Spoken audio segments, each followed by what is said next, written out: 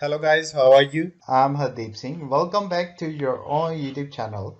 IELTS updates and recent exams. For more updates related to recent IELTS exam writing test topics, listening, reading, practice test, and speaking, you got guesswork. Please, guys, participate in everyday listening and reading practice test to achieve your desired band score in your actual IELTS exam. Please hit the like and subscribe button. Press the bell icon for the upcoming notifications.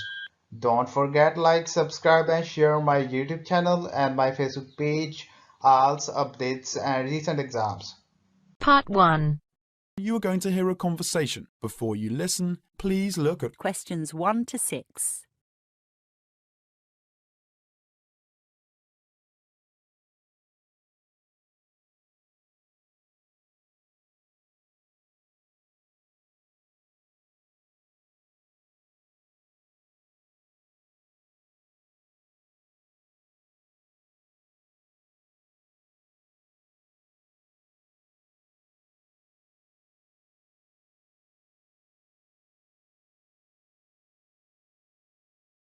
Good afternoon. Weston Car Club. Could I help you? Oh, afternoon. I was wondering if you could give me some information about your services. Sure. What would you like to know? What about racing training? I heard you had a team. No, not really. We do have a racing track, but haven't formed a team. Perhaps you're thinking about Waverton Car Club. Oh, right. I know it. I've watched an auto rally there. Really? Yes, they've already got a professional team. But we also have our peculiarity. Our track is designed for the starter or fans on senior level instead of the professional ones. Thus, it is very popular with members. Sounds good. We have driving training classes too. All the coaches here are very experienced. Is there any special place for relax? Of course, at the moment we've got a lounge bar right behind the training centre. Besides, there are vending machines everywhere, as well as a fully licensed restaurant by the end of the year. I see. Do you have car renting service? I may need a car these days. Yes, we have a large number of cars in supply. You can choose whatever you want here. Would you please introduce the renting facilities in detail? Sure, we now have 2 styles of car for rent, Grade C and Grade D. What is the difference? Grade C includes air conditioning, a whole set of stereo, high-class engine, what's more with low mileage. Spectacular. Is it very expensive? Well, you pay £300 as a deposit, then it's £40 per day. Oh no, I'm sorry. It's just gone up by £15. Sorry about that. It's now £55 for the rent each day. I got it. And what's the next type? Well, Grade D doesn't have air conditioners and is a little bit older than Grade C, but the rent would be far less. So, how much exactly? Is the deposit the same as for Grade C? Actually, it's slightly less than the £300. It's £250, but the rent for each day is only £35. Is it a good price for you? Well, it's still far from what I expected. I will pay a visit to nearby cities for at least 1 week. £35 per day is still beyond my limit. Don't you have any discount? Then maybe you can try the VIP card. Would you please introduce it to me? Of course. You just need to pay a £30 fee for a VIP card. Then you can enjoy an 80% discount for Grade C and 75% for Grade D. Before you listen to the rest of the conversation, you have 30 seconds to read questions 7 to 10.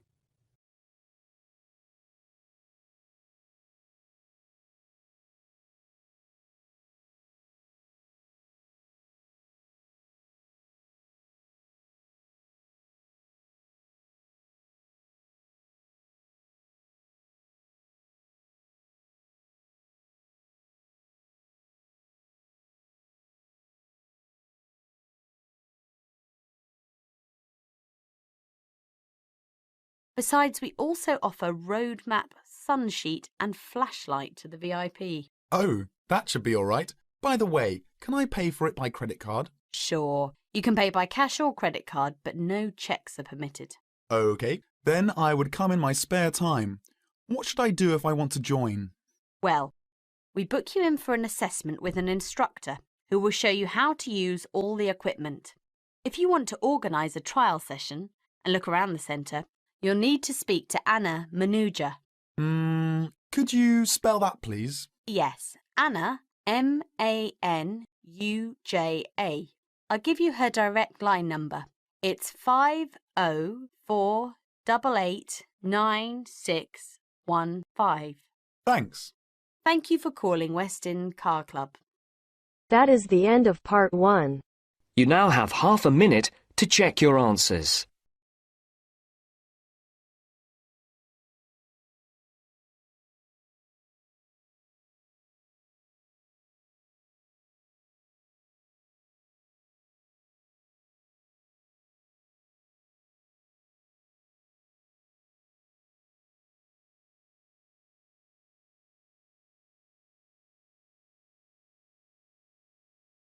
Now turns to part 2. Before you listen, please look at questions 11 to 20.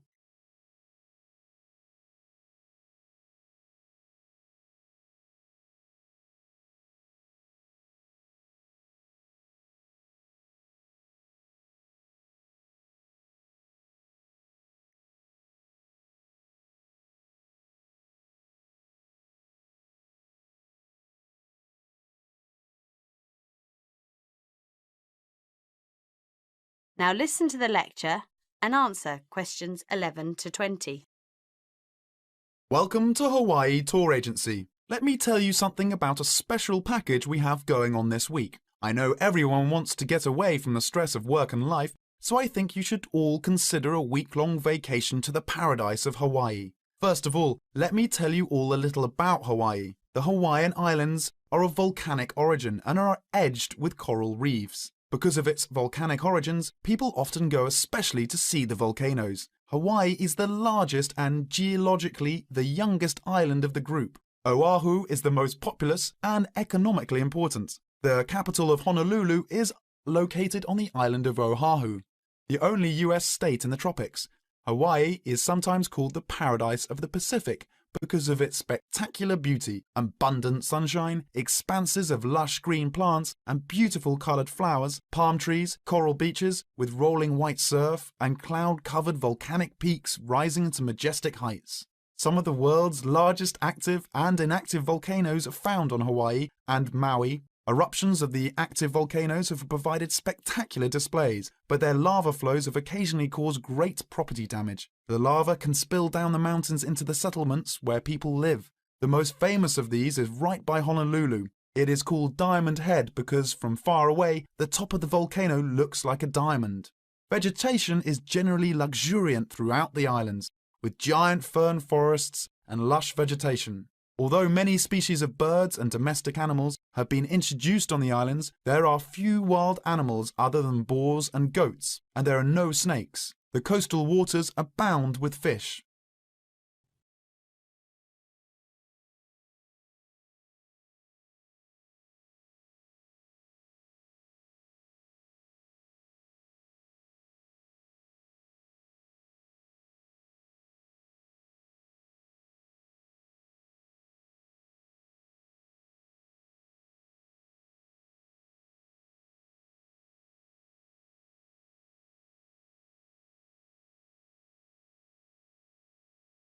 More ethnic and cultural groups are represented in Hawaii than in any other state. Chinese labourers who came to work in the sugar industry were the first of the large groups of immigrants to arrive, starting in 1852, and Filipinos and Koreans were the last after 1900.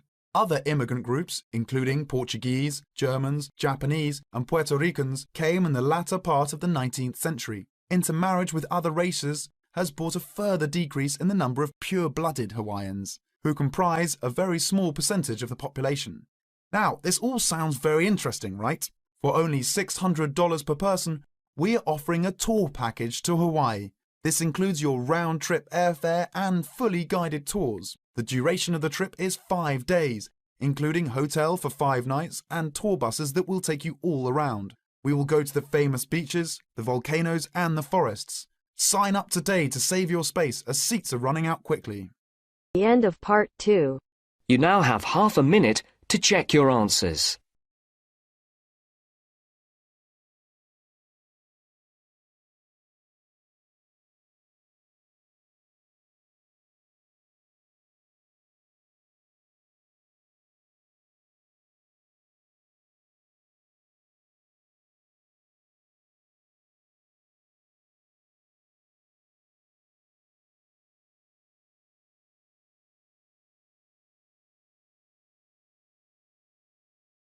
Now turns to part 3. You are going to hear a conversation. Before you listen, please look at questions 21 to 30.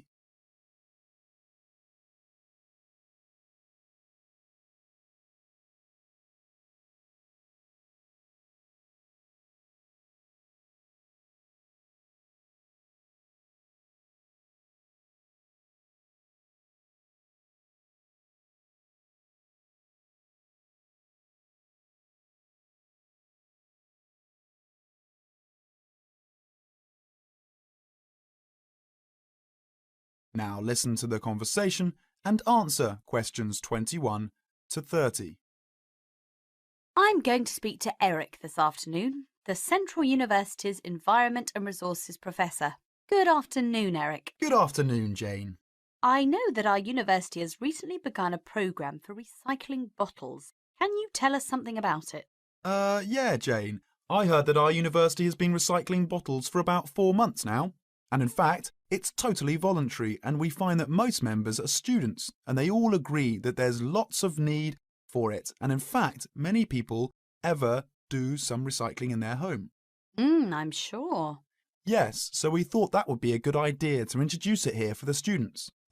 Initially, we started in the university classrooms, where we found there were many bottles. I can imagine. It was surprising, really. The waste came largely from water bottles and alcoholic beverage bottles and non-alcoholic beverage bottles. Right. But how did you want to start the bottle recycling process? Well, there is a government collection service that deals with the used bottles from many places, and then it takes the bottles to a recycling plant to be recycled into plastic products or new bottles, such as plastic bags. I think it is great. We call it Bottle Saver. Our members also prepare boxes for students, placing used bottles inside. Oh, I think I've seen some of those. I think that is quite a good idea. Me too. How much are the boxes? They only cost $1 each, and they were very large. In fact, they can carry about 20 bottles each. That's quite a bit, isn't it? So in student records, how many boxes would you need? In student records, we've bought 12 boxes. Well, how often do the boxes get full? They fill up about every other day, and we should change into empty ones as they are full, and then send the bottles to the recycling plant. Turn about. So we don't need many boxes. We just fill them up as we go along, while we are waiting for Bottle Saver to deal with our full boxes. It sounds great. Before you listen to the rest of the conversation, you have 30 seconds to read questions.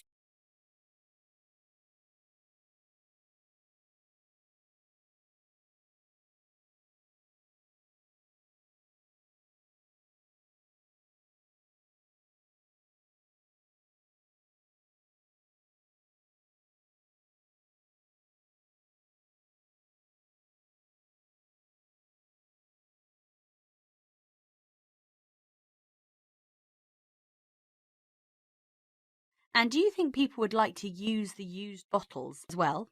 In theory, we would like to think so. I think so. But in fact, that is a slight problem. We encourage people to do this by having 3 different ways. What are those? First, there is refused bottle that is integrated and left after drink. And secondly, the recycled bottle that has no unused sides at all. The last, there is scrap bottle. That bottle is broken into small pieces, or for some reason, it is just not useful. So it should be separate, isn't it? Yeah, it is separate. And to answer your question, we encourage people to use the refused bottles and try to use them to carry something. The other bottles can be given to Bottle Saver for recycling. That's good. There are many ways for people to use bottles. Do you ever find anything undesirable in the boxes? Sometimes. For example? Well, there have been things like orange peels, bags of socks, and waste paper. Once students found a wallet in the boxes. That sounds not bad. Uh-huh. Have you found the owner? Yeah, we found the owner immediately because he put his identity card in his wallet. He was so lucky. Would you say that bottle recycling process is working well? Of course. I really think that it's a great idea, and in fact, it's a good way of saving our resources. I agree with you. It's very important. We can get many kinds of plastic products made from recycled bottles. I think the great thing is that everyone feels they are doing something good when they buy products from recycled bottles.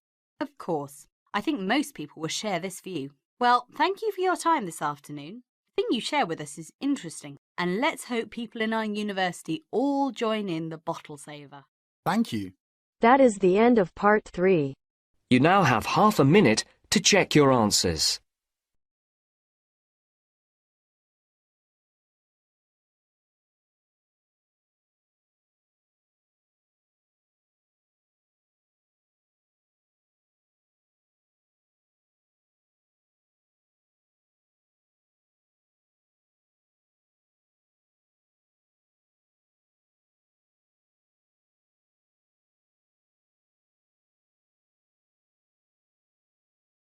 Now turns to part 4. Before you listen, please look at questions 31 to 40.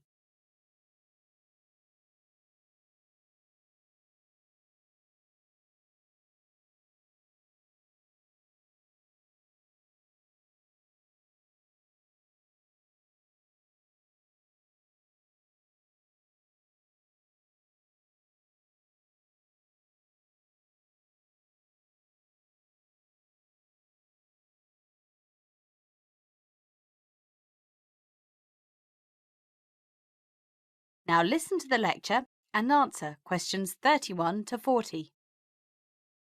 Afternoon, and welcome to this Earth Sciences lecture. Today we're going to look at tidal waves, or more correctly, tsunami.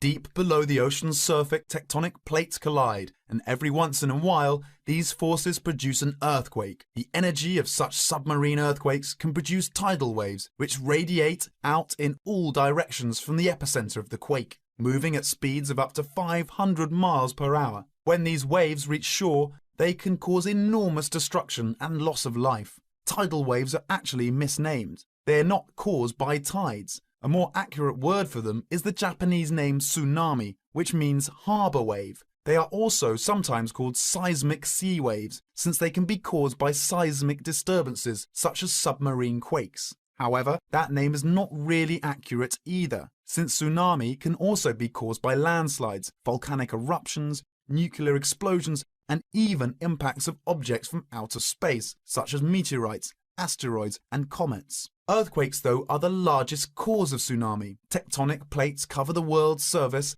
and their movement can be detected anywhere in the world. Some areas of the world are more prone to greater movement, and it is in these places that the largest waves can occur. Large vertical movements of the Earth's crust occur at plate boundaries, which are known as faults. The Pacific Ocean's denser oceanic plates are often known to slip under continental plates in a process known as subduction, and subduction earthquakes are the most effective in generating tsunamis. A tsunami can be generated by any disturbance that displaces a large water mass from its equilibrium position. In the case of earthquake-generated tsunamis, the water column is disturbed by the uplift or subsidence of the sea floor. Submarine landslides, which often accompany large earthquakes, as well as collapses of volcanic edifices, can also disturb the overlying water column as sediment and rock slump down and are redistributed across the sea floor. Violent submarine volcanic eruptions can create an impulsive force that uplifts the water column and generates a tsunami. Conversely, supermarine landslides and cosmic body impacts disturb the water from above, as momentum from falling debris is transferred to the water into which the debris falls. Generally speaking, tsunamis generated from these mechanisms, unlike the devastating Pacific-wide tsunamis caused by earthquakes, dissipate quickly and rarely affect coastlines distant from the source area.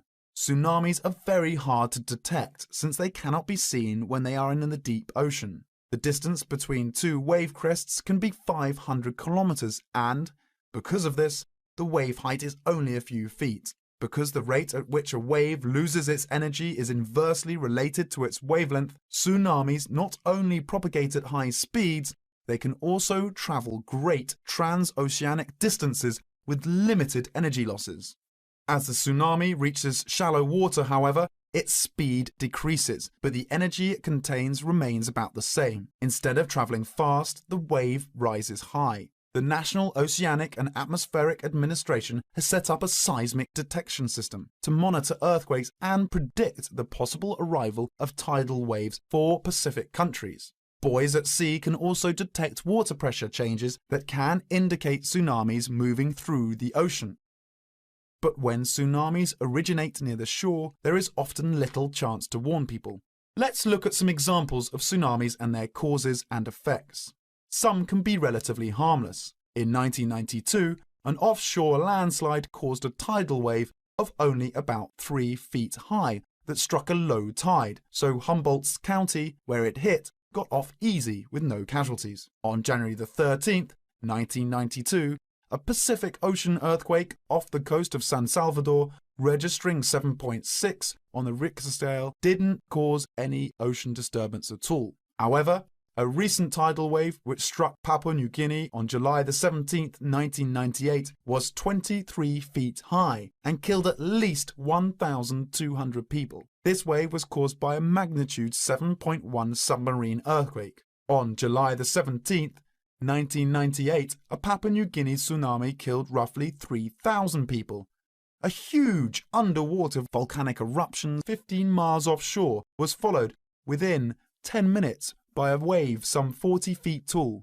The villages of Arup and Warapu were destroyed. One of the worst tsunami disasters engulfed whole villages in Sanriku, Japan in 1896. An underwater earthquake induced a wave of 35 feet, drowning some 26,000 people. Finally, about 8,000 years ago, a massive undersea landslide off the coast of Norway sent a 30-foot wall of water barreling into the uninhabited northern coast of Europe. If this were to reoccur today, as scientists say, it could. Almost anywhere in the world, it would cost billions, if not tens of billions of dollars to repair the damage to coastal cities and kill tens of thousands of people. That is the end of part 4. You now have half a minute to check your answers. So guys, don't forget like, subscribe and share my YouTube channel and my Facebook page, IELTS updates and recent exams. For more updates related to recent IELTS exam writing test topics, listening, reading, practice test and speaking, you got guesswork.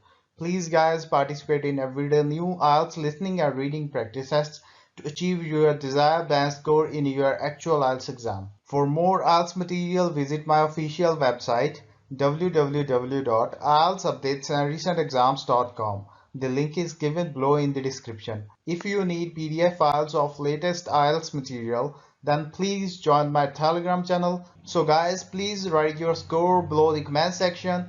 Again, thanks for listening. God bless you all guys. Stay tuned, stay safe.